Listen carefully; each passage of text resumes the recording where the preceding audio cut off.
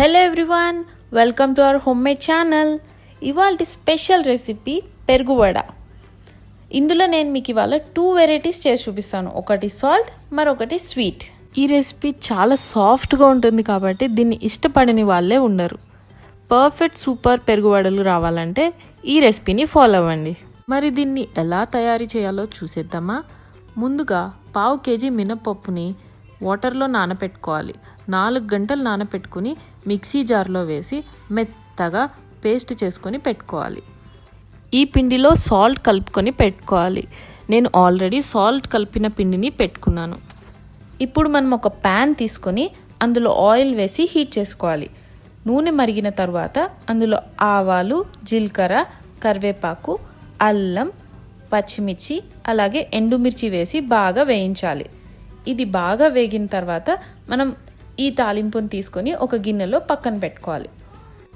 తర్వాత బాండీలో డీప్ ఫ్రైకి సరిపడా ఆయిల్ హీట్ చేసి పెట్టుకుందాం. ముందుగా మనం రెడీ చేసి పెట్టుకున్న పిండిని ముద్దగా చేసుకొని ఒక పేపర్ మీద తడి చేసుకుంటూ దాన్ని వడ షేప్ చేసుకోవాలి. ఇలా వడ షేప్లు అయ్యాక దాన్ని బాండీలో వేయించాలి.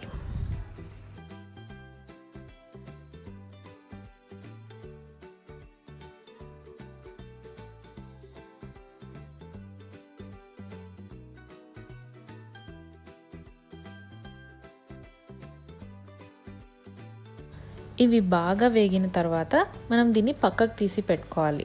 ఒక గిన్నెలో వాటర్ తీసుకొని దానిలో ఈ వేయించిన వడలన్నీ ఒక 2 నిమిషాల పాటు ఉంచాలి. ఇప్పుడు ఇలా నానబెట్టిన వడలన్నీ తీసుకొని పెరుగు మిశ్రమంలో వేయాలి.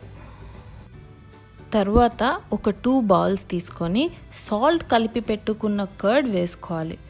ఇందులో వడలు వేసి ఒక దాంట్లో ఆల్రెడీ మనం రెడీ చేసి పెట్టుకున్న తాలింపు వేసుకొని అలాగే క్యారెట్ తురుము, కొత్తిమీరతో గార్నిష్ చేస్తే సాల్ట్ పెరుగు వడ రెడీ. ఇప్పుడు స్వీట్ పెరుగు వడ చూద్దాం. ఇందులో కొద్దిగా కారపూస, బూందీ, ఇంకా 1 స్పూన్ చిల్లీ సాస్ అలాగే 1 స్పూన్ స్వీట్ సాస్ వేసుకొని కొత్తిమీరతో గార్నిష్ చేస్తే స్వీట్ పెరుగు వడ రెడీ. చూశారు కదా, మరి మన 2 వెరైటీస్ పెరుగు వడలు. ఈ రెసిపీ నైట్ డిన్నర్కి బదులుగా చేసి చూడండి. ఎంతో బాగుంటుంది. కొద్దిగా తిన్న కడుపు నిండుగా ఉంటుంది. Thanks for watching this video.